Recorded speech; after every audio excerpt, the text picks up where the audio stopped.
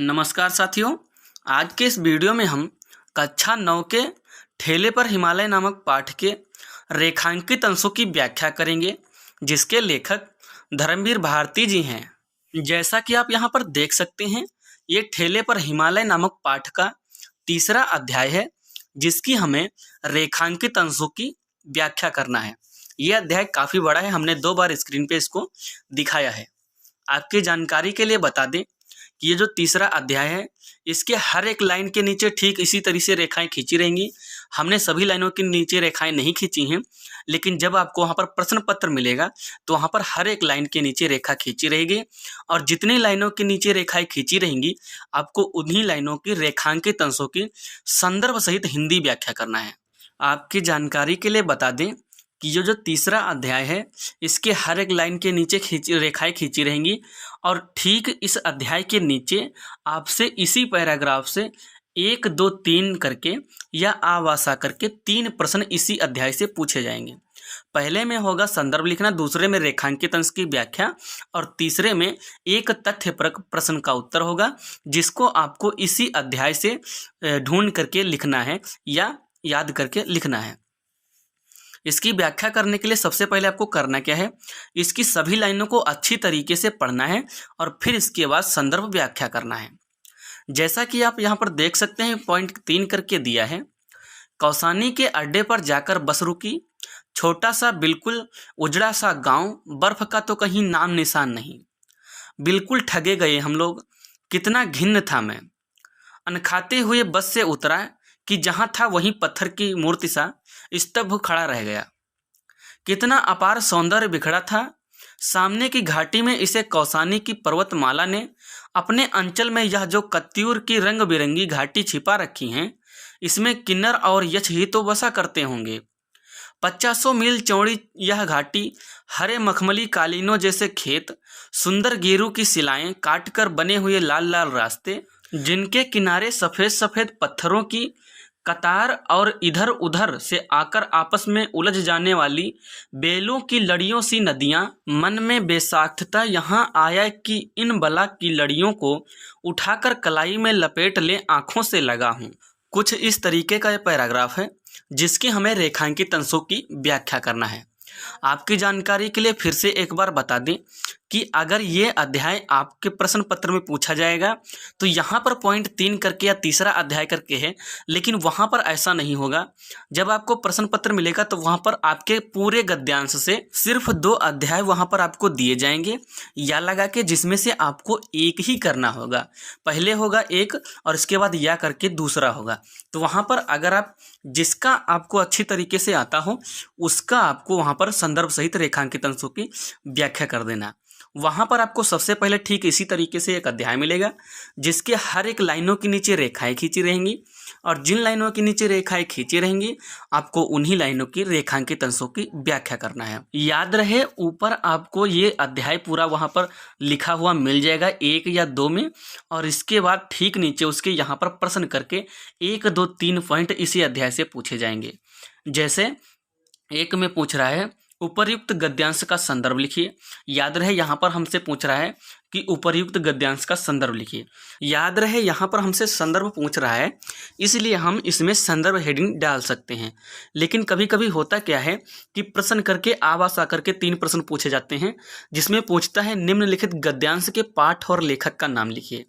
याद रहे, जब भी आपसे कभी कहीं पर पूछा जाए कि निम्नलिखित गद्यांश के पाठ और लेखक का नाम लिखिए, तो वहाँ पर आ पॉइंट डाल के आपको संदर्भ हेडिंग नहीं डालना है। संदर्भ लिखना है, लेकिन संदर्भ हेडिंग नहीं डालना है।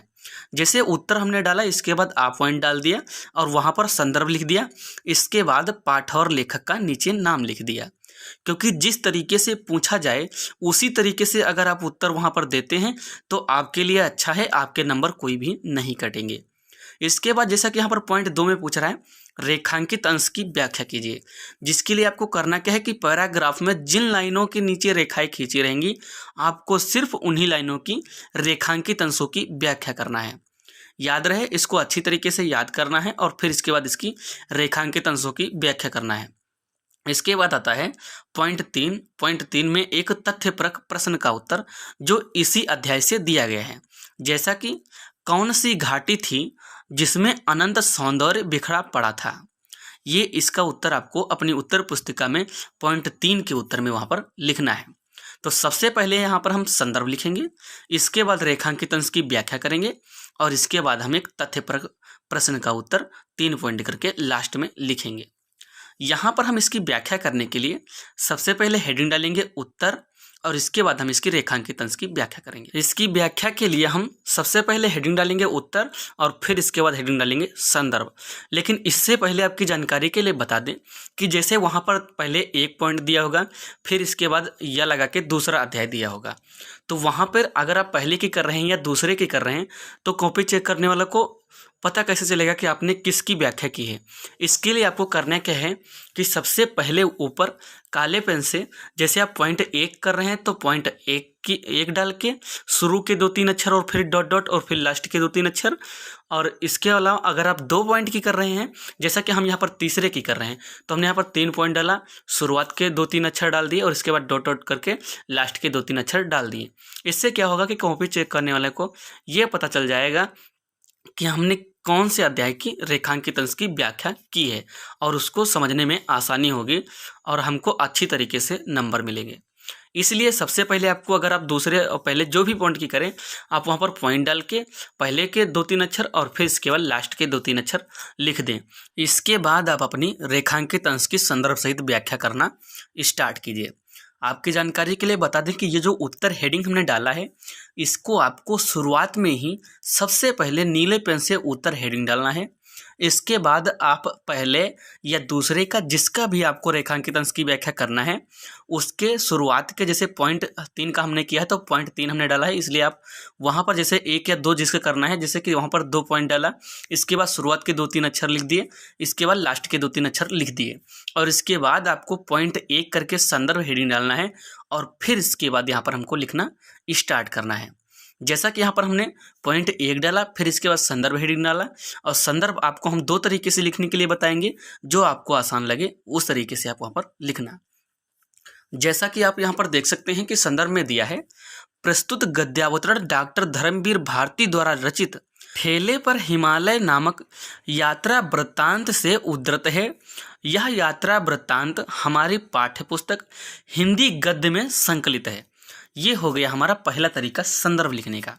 इसके बाद आसान तरीका है कि प्रस्तुत गद्यांश हमारी पाठ्यपुस्तक हिंदी के गद्य खंड में संकलित तथा ठेले पर हिमालय नामक पाठ से लिया गया है। इसके लेखक डॉक्टर धर्मवीर भारती जी हैं। ये हो गया आसान तरीका संदर्भ लिखने का। इसके अलावा कभी कभी पूछ लिया जाता है जैसे कि निम्नलिखित गद्यांश के पाठ और लेखक का नाम लिखिए, तो उसके लिए करना भी क्या है, आपको ये आसान तरीके का संदर्भ वहाँ पर लिख देना है और इसके बाद अथवा लगा के, जैसे हिंदी गद्य में संकलित अथवा लिखित पाठ का नाम ठेले पर हिमालय व लेखक का नाम धर्मवीर भारती जी है। ये हो गया हमारा पाठ और लेखक का नाम। तो इस तरीके से आपको वहाँ पर दोनों तरीके से लिख देना है।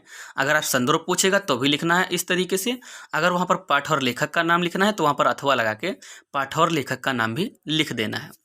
याद रहे, संदर्भ को अच्छी तरीके से लिखने के बाद हमने यहाँ पर आप देख सकते हैं कि 2 लाइनें और भी लिख दी हैं।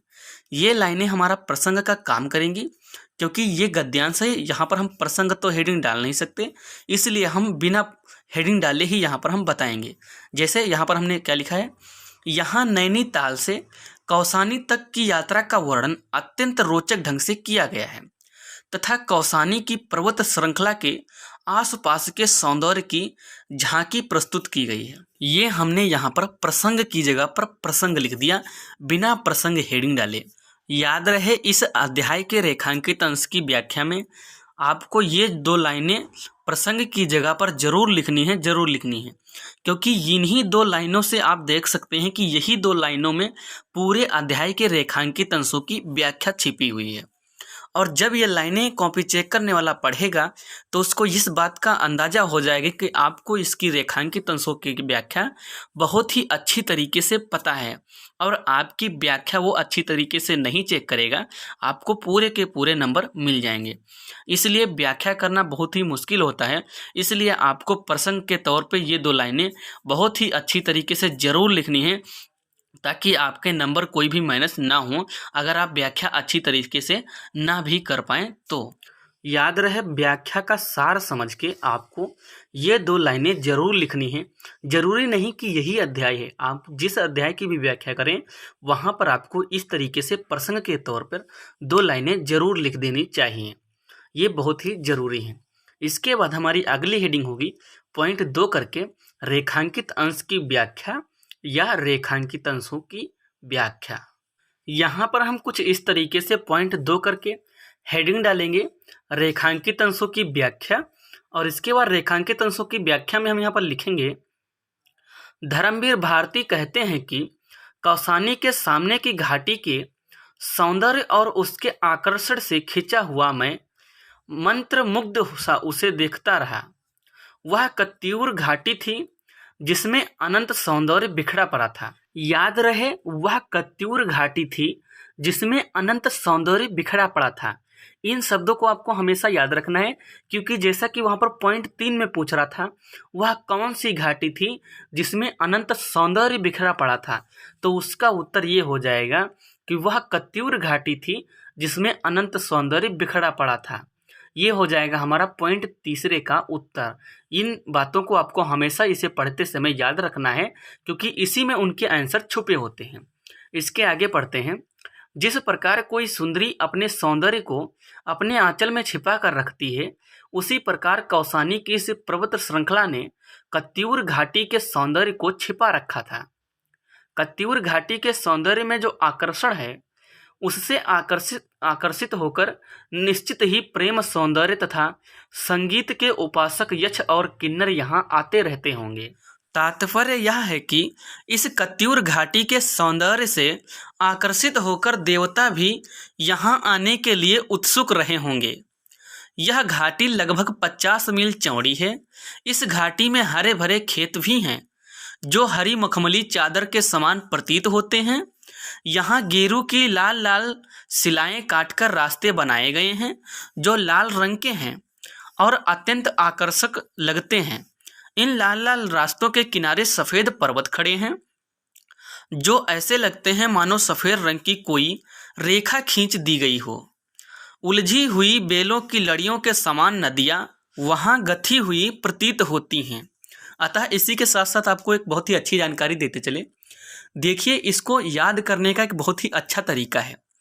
जैसे हम लोग जब पिक्चर देखते हैं तो उसमें फिगर बनता है और हमें पूरी फिल्म एक ही बार में याद हो जाती है, लेकिन जब हम किसी पाठ को याद करते हैं तो हमें याद नहीं होता, क्योंकि इसमें फिगर ही नहीं बनता है जिससे हमें अच्छी तरीके से जल्दी 1-2 बार में भी पढ़ने से याद नहीं होता, क्योंकि इसमें छोटे छोटे अक्षर हैं और फिगर नहीं बनता, हमें याद नहीं होता। इसलिए आपको इसको करना क्या है, लिखना बाद में है, पहले इसको 2-3 बार अच्छी तरीके से सुन लेना है। अन्यथा नहीं भी लिखेंगे तो चलेगा, इसको आप 2-3 बार सुनेंगे तो आपको अच्छी तरीके से ये याद हो जाएगा। क्योंकि जब आप सुनेंगे तो कल्पनाओं में इसका फिगर बनाएंगे और वहाँ पर आपको फिगर के माहौल से जल्दी याद हो जाएगा, और देखेंगे तो ये समझ में ही नहीं आएगा, क्योंकि इसमें इतने सारे छोटे छोटे अक्षर जो लिखे हैं। इसलिए आपको याद करने का सबसे अच्छा तरीका यही है कि आप इसे सुनिए और कल्पनाओं में इसका फिगर बनाइए, और ये बहुत ही अच्छी तरीके से आपको एक ही बार में कहानी की तरह याद हो जाएगा। ये बहुत ही अच्छा तरीका है। चलिए अब इसके हम आगे देखते हैं। नदियाँ गथी हुई प्रतीत होती हैं, इस सौंदर्य ने मेरा मन मोह लिया और सहसा मेरे मन से यह विचार आया कि इन बेलों की लड़ियों को उठाकर अपनी कलाई में लपेटकर आँखों से लगा लूँगा। अतः इन्हीं लाइनों के साथ साथ इस अध्याय के रेखांकित अंशों की व्याख्या समाप्त होती है। इसके बाद आता है हमारा 1.3 का तथ्यपरक प्रश्न का उत्तर। इस प्रश्न का उत्तर आपने इसकी रेखांकित अंश की व्याख्या में हमने वहाँ पर वीडियो रोककर बताया भी था, वही है। जैसे कत्यूर घाटी में अनंत सौंदर्य बिखरा पड़ा था, इसका जो वहाँ पर 0.3 का प्रश्न था वो यही प्रश्न था कि किस घाटी में अत्यंत सौंदर्य बिखरा पड़ा था, जिसके उत्तर में आपको यहाँ पर 0.3 डाल के लिख देना है कत्यूर घाटी में अनंत सौंदर्य बिखरा पड़ा था। अतः इसी के साथ साथ इस अध्याय के रेखांकित अंश की व्याख्या संदर्भ सहित पूरी हुई। इस वीडियो में हमने इस अध्याय के 1, 2, 3 पॉइंट के तीनों उत्तर अच्छी तरीके से हमने यहाँ पर लिखवा दिए। जैसा कि पहले में संदर्भ, दूसरे में रेखांकित अंश की व्याख्या और तीसरे में एक तथ्यपरक प्रश्न का उत्तर हमने अच्छी तरीके से कंप्लीट करवा दिया। इसके अलावा बीच में हमने आपको याद करने के लिए याद करने का बहुत ही अच्छा तरीका बताया है कि इसको आप कहानी की तरह मन में फिगर बना के इसको याद कीजिए, आपको अच्छी तरीके से याद हो जाएगा।